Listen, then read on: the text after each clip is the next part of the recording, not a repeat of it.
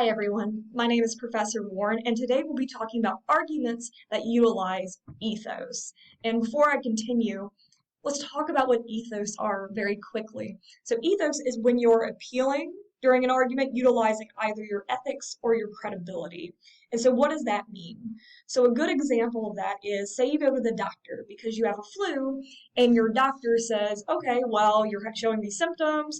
I prescribe to you, insert medicine here because it'll help you get better. And what the doctor is utilizing is not only, right, his credibility as a doctor, but he's also utilizing his experience. And you're much more likely to believe him versus maybe somebody off the street who's like, oh, I used to have that. Why don't you do this, right? The doctor is utilizing what makes him a credible source and using that to persuade you. So, some of the things that people often need to consider when they're thinking about ethos and how to use that in your argument is the first thing is that you should consider the speaker of the message. So, for instance, if you are listening to someone's argument, right, maybe they're trying to sell you something and they say, I've been in this industry for 15 years and I know the ins and outs, so therefore you should listen to me and buy my course, right? You should always consider the speaker, right? What is his or her ethics, right? What is their experience, right? Have they been in this field for a long time? Do they have some sort of degree? Do they have something to, add to their credibility, right?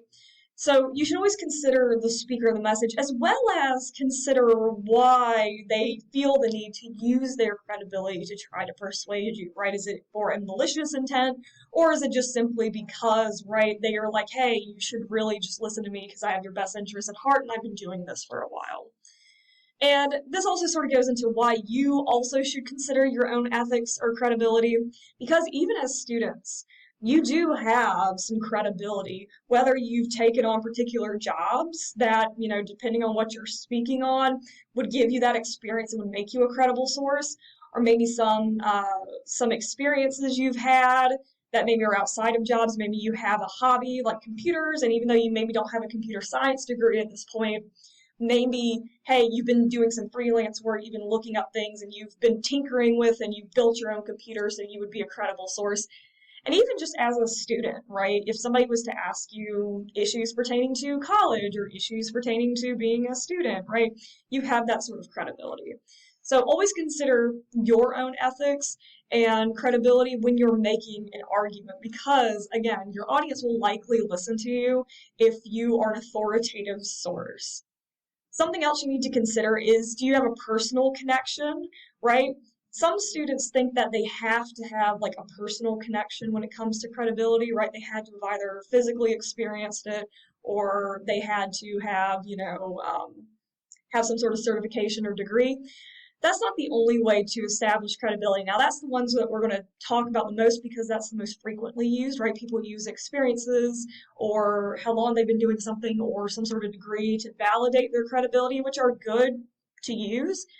But if you're a good researcher, right, as myself, not that I'm the only good researcher, but you might also be a very good researcher, you can use just your research capabilities as credibility. So, for instance, my expertise, or at least what I'm interested in, my research interests, are on British Romanticism, particularly dark Romanticism.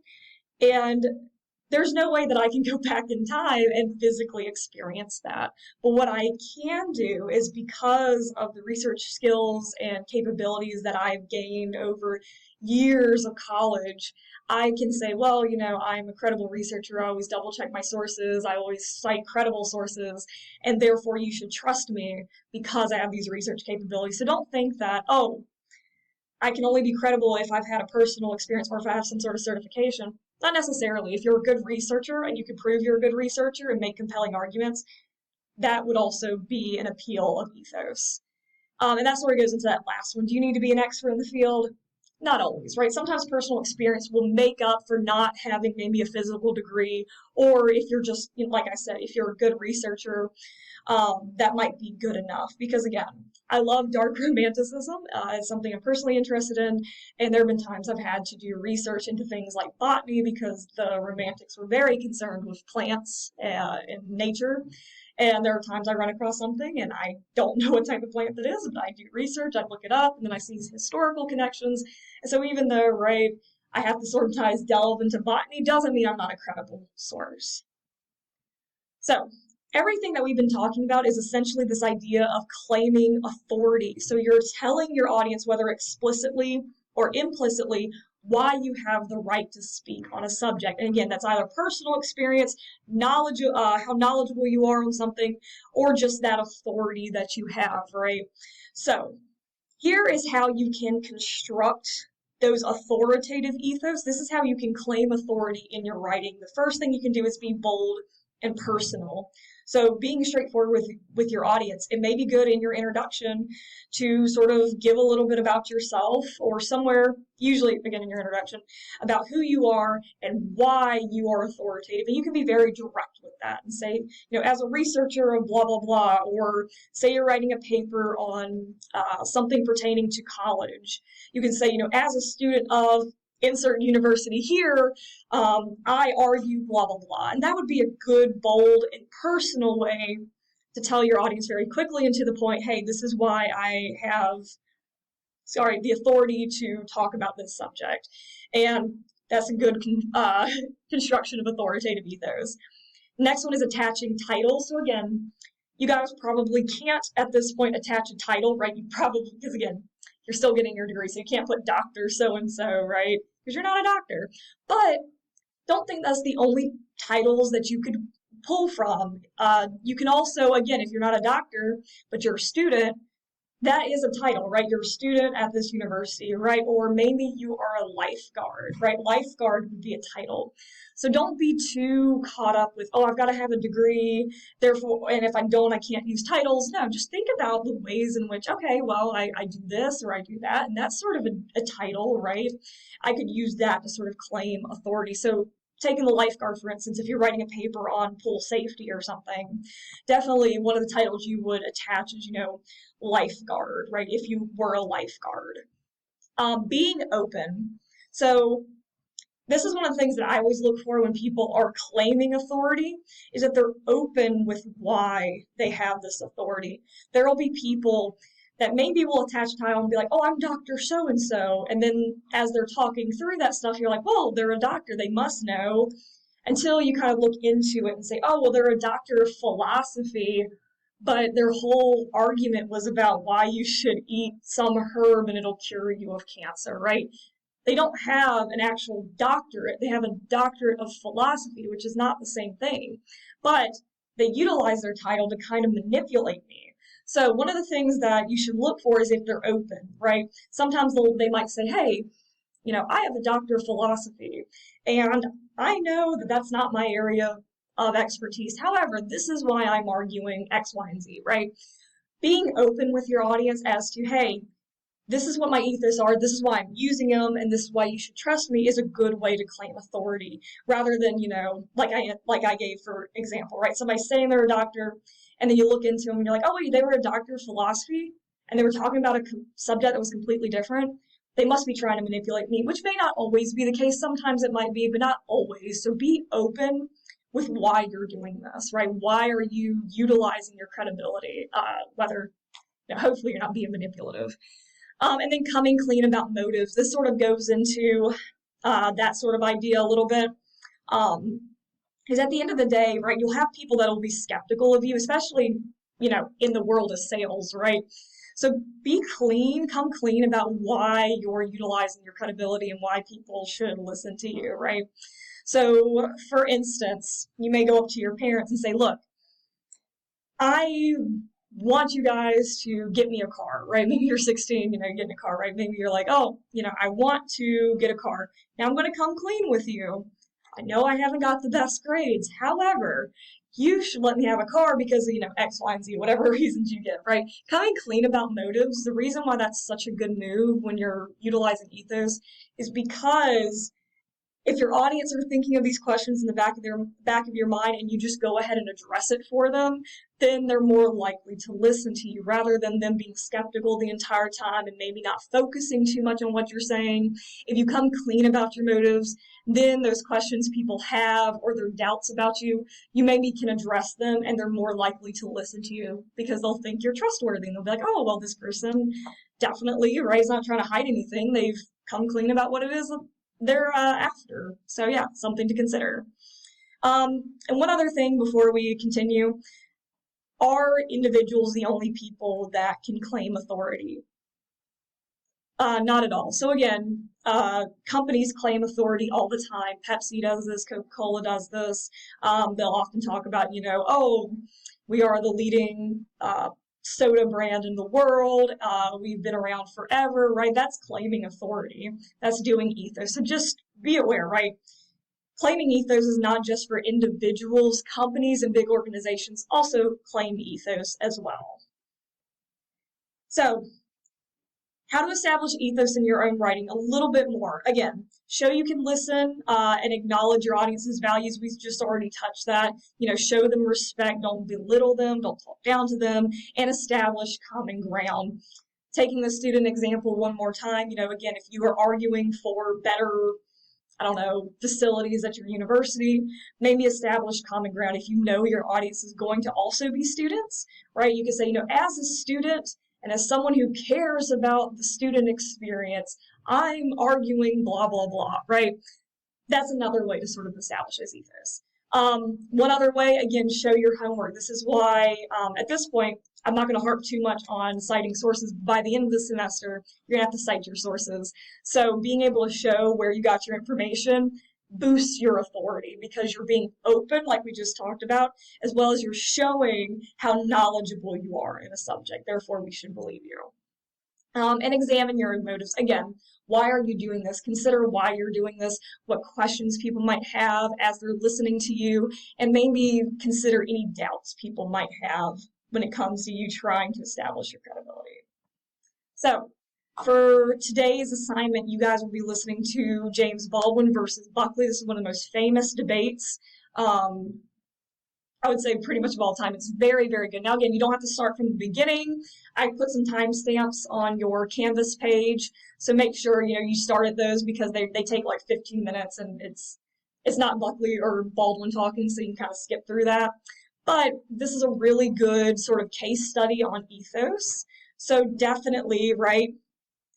Listen to what James Baldwin does, listen to what Buckley does, and then I want you to sort of evaluate those. So just for some context very quickly, let me tell you a little bit about these people, and then I'll let you go and try to do this case study. So James Baldwin was born in 1924 and he died in 1987. He came from poverty but rose to be one of the greatest thinkers and writers in American history. He's best well known as an activist, a poet, a novelist, an essayist, and a playwright, and many of his works are concerned with issues of race, religion, masculinity, sex, and class distinctions in the US. And this is because he was a gay black man during a time when obviously that was not accepted, but he was very open about his sexuality and his, issues when it came to race. So often his protagonists will feature gay or bisexual men, and oftentimes the story is challenging socially held prejudices. And one other thing is that his characters also face discrimination usually in his stories and before they find some sort of either social or just self-acceptance of themselves. And again, some of his most prominent works I have here on screen, like Giovanni's Room and Remember This House. He has plenty more, but if you like James Baldwin, definitely check him out. He's one of my top 5 favorite art authors of all time. I never give a first place author because, authors will speak to you differently at different times, but definitely James Baldwin, the way he writes, and as you'll see in his speech, the way he speaks is also incredibly unique, but it is incredibly powerful. So this is just a bit about James Baldwin if you hadn't heard of him. Now, likely somebody that you probably have not heard of is William Buckley. He was born in 1925 and he died in 2008, but he was someone who was born into wealth and privilege. So keep that in mind, right? He was born into wealth and privilege. James Baldwin grew up in poverty. He is a conservative author, publisher, and commentator, and he is considered the father of current American conservatism. So the Conservative Party have based a lot of their feelings and thoughts on the writings and speeches of William Buckley. He very much, at least my sort of interpretation, he's very much that poster boy of that vile racism that existed in the country and at the core of American policy during this time. And you'll see that in his speech. Again, definitely watch his speech and watch James Baldwin's reaction to when he's given the speech during today's classwork assignment. But definitely you can probably see, why many ideas, bad ideas continue to remain because of somebody like this, William Buckley. And again, that's not just me saying this. I have a quote here by him that says, "Everyone detected with AIDS should be tattooed in the upper forearm to protect common needle users and on the buttocks to prevent the victimization of other homosexuals."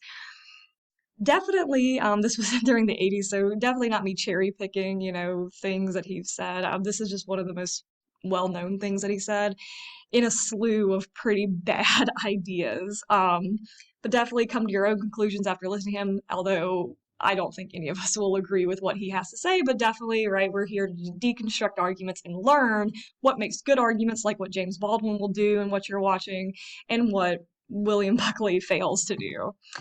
So, some things to keep in mind is obviously what is the debate about. So pay attention to what is Baldwin arguing versus what is Buckley arguing. And again, you don't have to watch the first 14 minutes, but in the first few minutes of the video, they do give the debate questions. So if you kind of still get lost, you can skip that part if you listen to Baldwin and Buckley and understand what it is. But if you're still unsure, definitely it's in that first 14 minutes. Pay attention to what Baldwin's main argument is and how he explains himself, right? So what are his main concepts? What are his main claims? As well as Buckley. How does Buckley and Baldwin establish their ethos? So what are they doing? Is the language that they use the only way that they're establishing ethos? So again, consider their backgrounds, some of the things they mention, and even look at the way they're dressed, right? Is the way that they're dressed giving off some ethos? Because again, we didn't mention this in the lecture, but the way you're dressed will also help to establish your credibility. Because again, think about it. It's pretty self-explanatory, but you're more likely to trust somebody if they're dressed nicely versus somebody that's maybe dressed like very strange, right? So that should also be something you consider. In addition to ethos, also consider what other, whether it's pathos or logos, that Baldwin and Buckley use. So what other appeals do they use, as well as Buckley's appeals obviously fail, and you'll see when you watch the video. But I want you to tell me, we haven't covered logical fallacies yet, but essentially a fallacy is a bad argument. So what is the issue in his argument? So what are, or maybe some, right? Maybe you could point out to a couple of issues. I probably can. But what are some things that Buckley fails to do that Baldwin really strives? And just to sort of end us on a good note, Baldwin won this debate in an almost predominantly white crowd. Baldwin won this debate overwhelmingly. So definitely consider, right, what ethos and other appeals is Baldwin using? What is his argument? What are some of the strong moves he makes in his argument, right? Does he bring personal examples? Does he, make analogies? What is he doing that helps to really work in his favor versus Buckley, as well as the things he's actually saying, right? Don't ignore what he's saying, but definitely what are some of the things that he's saying that work better than how Buckley tries to argue. So I can't wait to read your responses. This is one of my favorite debates of all time. And yeah, definitely, after this class, if you really like James Baldwin, which we'll do some more James Baldwin, definitely recommend reading him. But I'll see you guys next time.